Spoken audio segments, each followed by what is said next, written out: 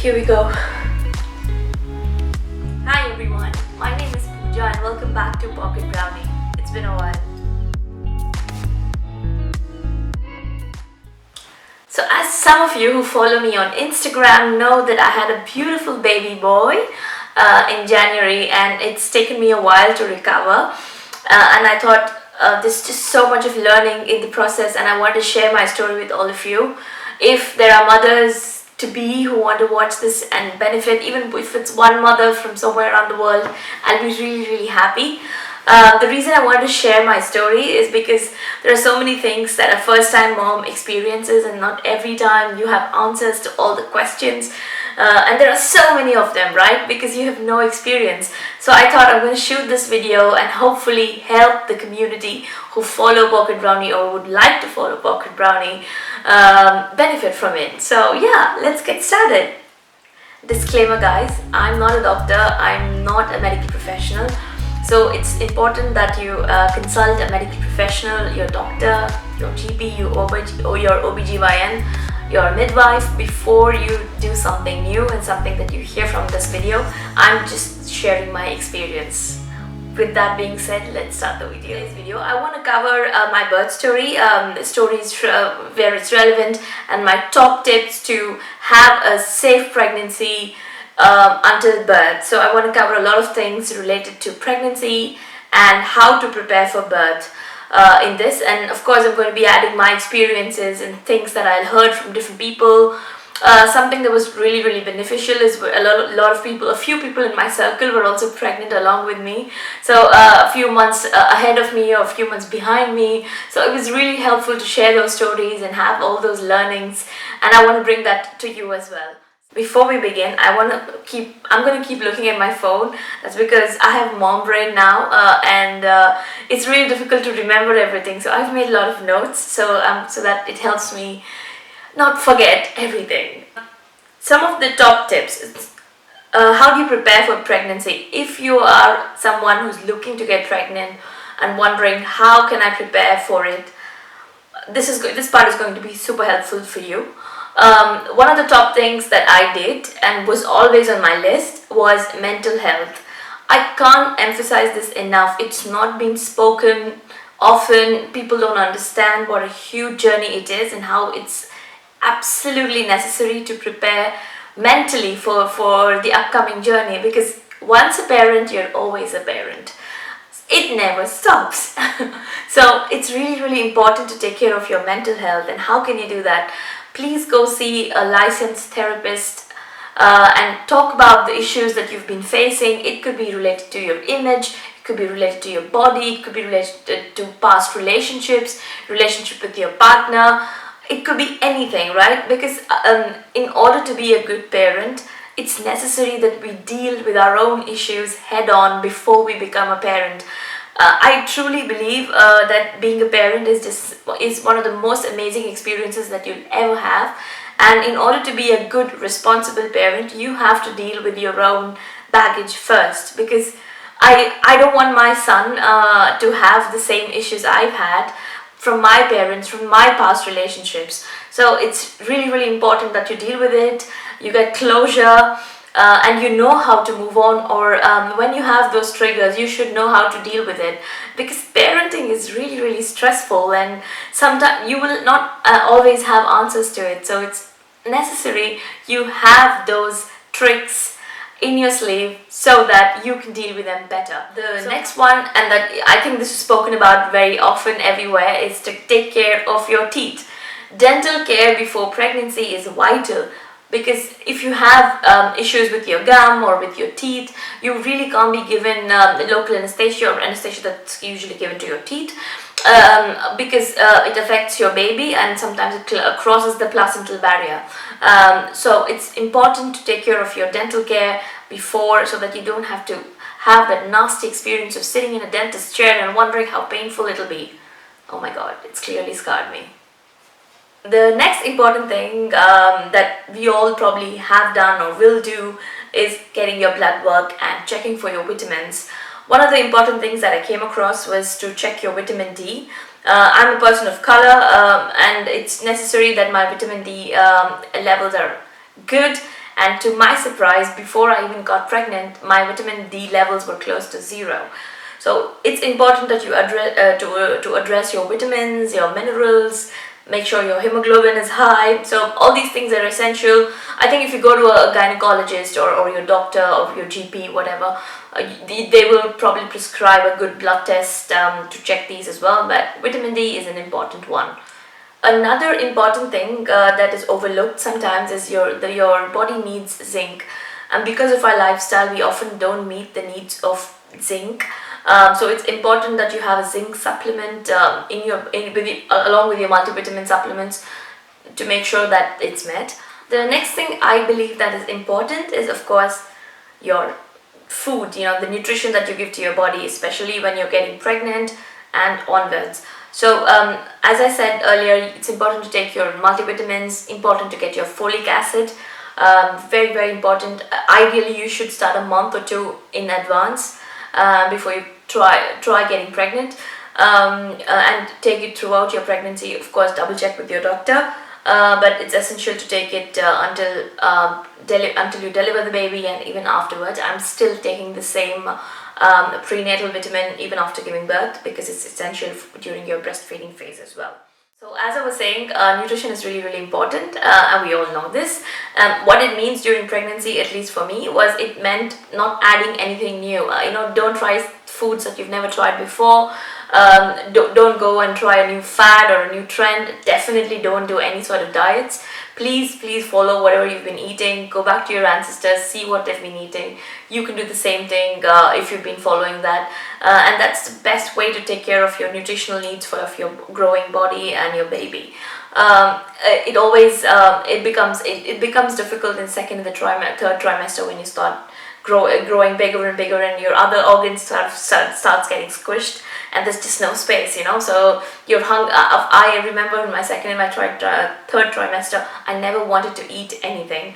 I had no cravings. I'm very thankful for because I really had no time to cook food or do cater to my cravings, right? So it was really easy that I just want to eat oranges and tomatoes. It was so strange. My baby did not want me to eat anything else. It was really, really funny.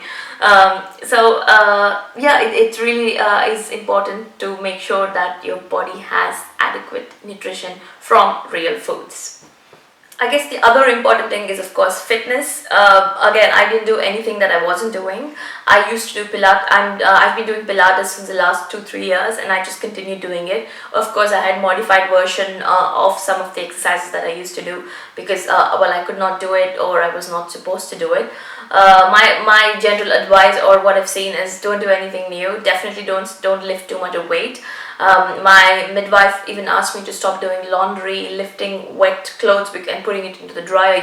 It's quite heavy, and it's not really good for your back in the second and the third trimester, because after you give birth, your back is even during birth, right? You have to use your back and your abdomen and your pelvic bones, and it's important to rest them and keep them strong, and exercise them like you would normally, like go for a walk or Pilates or yoga, whatever that is you're doing. Just continue doing the same thing and don't change your routine too much. This is the most important thing that would connect to your mental health that I talked about earlier, right? And stay positive, because one of the things that I found out during pregnancy is people keep giving you advice. Am I doing the same? No, I'm just giving you suggestions. Take it or leave it. When I was pregnant, I had so many people, even experienced moms, giving me advice, and they would comment about my belly and say, oh, it's too big, or it's too small, or it's too high, it's too low, and talk about the position of the baby. It's just a lot of noise. Completely tune it out. Remember, you're connected to your baby, and your body knows more than you. And your baby knows more than you. Your body knows more than your doctors, and I truly believed it, and that's the best way to stay connected to your baby and your body.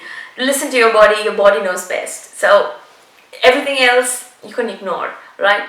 The other thing that I did, and it's rather difficult for some of us to do, is to remove stress. You need to actively remove stress. And what does that mean?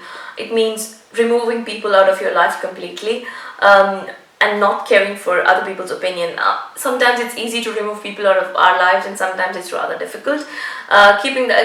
keep that in mind. Know what your triggers are for stress. For me, for example, some people in my life were not really, were just causing me stress. So I completely removed them out of my life, and it helped so much. And for the others who did cause stress, I stopped caring, or I didn't talk to them as frequently as I would. So this actively helped me remove stress from my life, and it made my pregnancy days a lot easier. The next thing is that I want to talk about that I did and really enjoyed is preparing for birth. How do you do that? Especially if you're a first-time parent, you don't know what is good and what is bad. For me personally, I went into the pregnancy being very scared of labor and giving birth. It's also because of how TV and media has influenced our thinking. We think, oh my God, there's a screaming woman on the table with her legs tied on either ends. You know, that's what pregnancy or giving birth is to us, and that's just so wrong. I'm so happy to say this. It's just completely wrong. That's not how you give birth. So you remember this episode, this scene of Rachel giving birth in Friends? Oh my God, it could not be more wrong. I went into it really scared, and I wanted to be prepared, and I chose to do a hypnobirthing course here in Amsterdam. It was lovely to say the least. I think the birth educator who helped me with it made a huge difference. I ended up convincing her to be my doula, which was amazing, and I really recommend, and if she obliges, I hope to bring her here on my channel and interview her and answer some of the questions you guys might have. So if you have any questions, please leave it in the comment section, and I'll see if I can convince her to come and do an interview with me here. Moving on, you and your partner get to do it together, and you learn several things about giving birth, birthing positions, how to breathe, and how your partner can take an active role during your labor. And this is very important because labor is going to be time consuming. It's going to need everything you have in your body, your soul, your everything to give birth, and it's an amazing, empowering experience. Now I look back at my birth and think about, I have only positive things to say, and that's because I prepared for it. And the way to prepare for it is to understand what your body is going to go through and how to breathe, how to support your body. You need to breathe and help your body give birth. Everything else your body knows what to do. And to help you breathe well properly, hypnobirthing is an effective tool. I did this because I wanted to stay calm. Believe it or not, my blood pressure throughout my labor was normal. How surprising is it? If you know me personally, you know it's not me. I can't believe how calm I was. I can't believe that my blood pressure was normal throughout. And I'm quite proud of myself, to be honest. The important thing is, of course, your birth team. But again, birth team differs from country to country, situation to situation, of course. In my case, my birth team consisted of 3 very key people with very specific roles. First, of course, my midwife. She was terrific. She did everything right.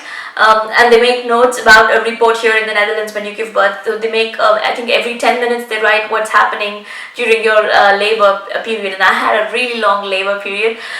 So when I look back at those notes, it's amazing how well she's orchestrated everything. I gave birth in the hospital.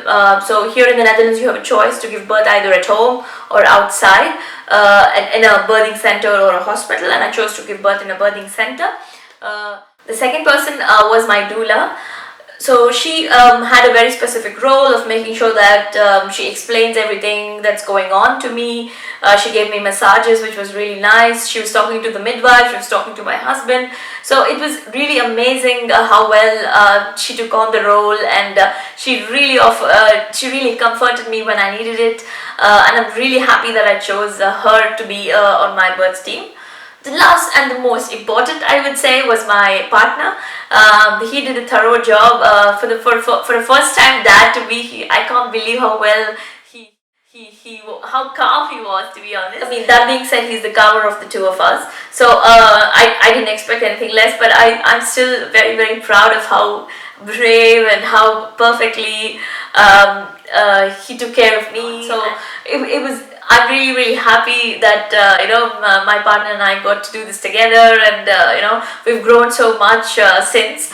So I think, like I said earlier, it's really important to keep your birth team small, and you have to trust them completely. That's the only way you feel secure. So for me, I'm very grateful that these three people were in the birthing suite along with me. So coming to pain management, a few things that a lot of us think of is epidural. Some of us think induction is better. Of course, do your own research, and some of the books that I recommend in this video also gives you a lot of information. Of course, the source of information is very important. If you take an epidural, well, the recovery takes longer, you're basically paralyzed, and recovery is therefore longer. So that was not an option for me, and I did not want it, and I did not want to be induced. The reason for that being, when you get induced, usually your labor goes faster. When it goes faster, the contractions are very strong. Naturally, they are quite strong, and you introduce a chemical into the equation, and it's a lot stronger. And I did not want that at all, unless it was absolutely necessary. And if you see my birth plan, you will see that it was in my plan, but it was not my first choice. So these things that you have to know, these are essential things that you need to know. So for pain management, what I did was I used gas and air. This is nitrous oxide that's given through a mask to the laboring woman, and of course I had TENS machine as well, so they were excellent combination. I totally recommend it. I really enjoyed it. I've read and heard about some women who cannot really who don't really enjoy nitrous oxide, the gas and air that they give you, and it sort of brings about nausea. I don't know that. I didn't experience it. It was fine for me. There's a phase in the labor where it takes just too long. You're just waiting and nothing's happening. To get right after that comes the strong contractions, and you're really still getting used to it. To get through that phase and into the transition phase, I think it's really nice to have gas and air to help you push through the, well, no pun intended, to get to the transition phase of your labor. I really liked it, and I really recommend it as well. So pain management is something that you need to understand, research, and make choices beforehand, and make sure you have a birth plan. Which brings me to my next point: to have a birth plan. Please discuss this with your doctor or your midwife. Make sure they're comfortable, they're familiar with your plan, with your choices. Have a few backup plans as well, because not always things don't go as planned. I had planned for a water birth, as you can see in my birth plan, but it did not go that way, and it was fine eventually, but still my choices were respected. I did not feel like something was being imposed on me, which was really nice. And this is why I said I'd really trust my birth team, and to me it was very important that my choices are understood and are followed as much as possible. Of course, there are chances where they will discuss and tell you, well, this is not possible because of whatever reason, but just make sure that your whoever is going to be at your birth, your doctor or your midwife, knows your choices really well. The other, of course, I talked about some books, and I'll show you some of the books that I really liked and enjoyed, and I really my favorite book was, of course, the Positive Birth book, because she really breaks it down, and it's a very informal and friendly language, which I really enjoyed.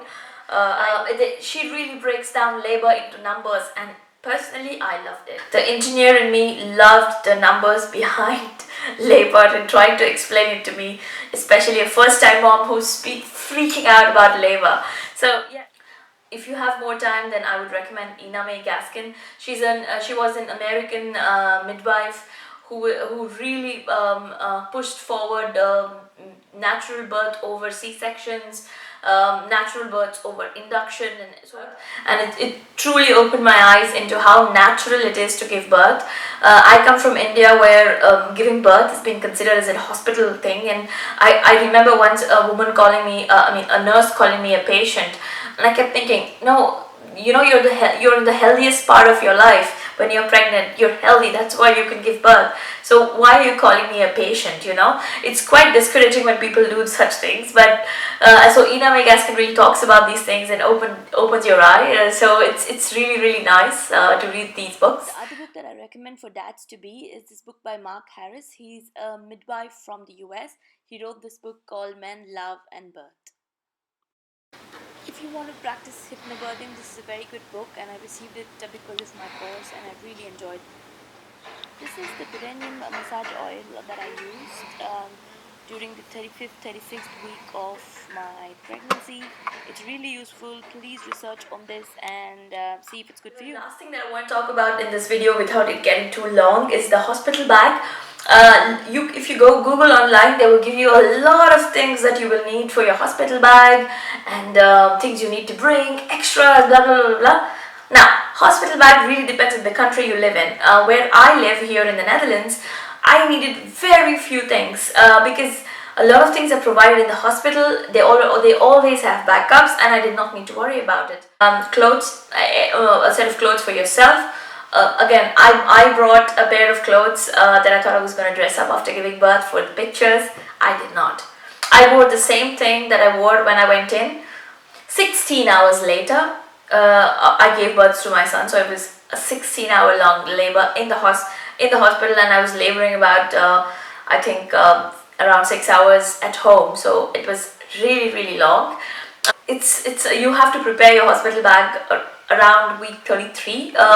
I think it's good to keep it around 33. If you're giving birth to multiples, I would say keep it ready around 30, because all the books, all the research that I did and also experience says that if you have multiples, you tend to give birth sooner, even if it's your first time.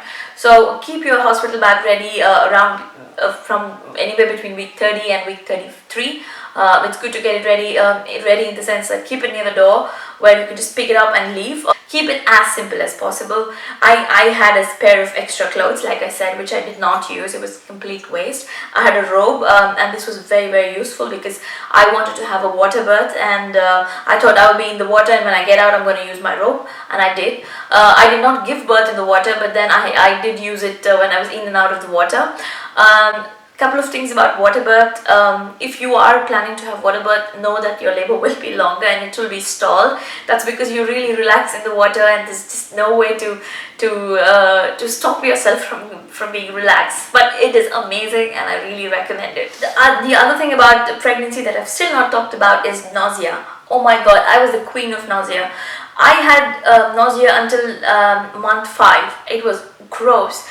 Anything I smell, eat, drink, even water made me throw up. There were several weeks where water would make me throw up, and it was so difficult to stay hydrated because I would throw up even water and fruit juice, everything. So one of the things that helped me was having cloves in my mouth. I always had a clove in my mouth, and I would just taste the clove, and it would make my nausea temporarily go away, which was really helpful. So I think that helped. Lemon water or lemon soda helps a lot. Lemon is known to help nausea, pregnant or otherwise. So that's something that I always had. Slices of lemon. I used to pack that in a cup and put it in the fridge at work. And whenever I had nausea, put it in a water or squeeze it into some water and just drink it quickly so that I don't throw up. So these are the things that helped me during the nausea phase of pregnancy. That's it for today, guys. I can keep talking, but I think the video will get too long. I'm going to be sharing the postpartum journey and essential recipes and things that really helped me during my postpartum in my upcoming videos. So please subscribe to my channel. Please feel free to share this video with your friends, with your family, and support Pocket Rowdy. Until next time, take excellent care of yourselves. Bye-bye.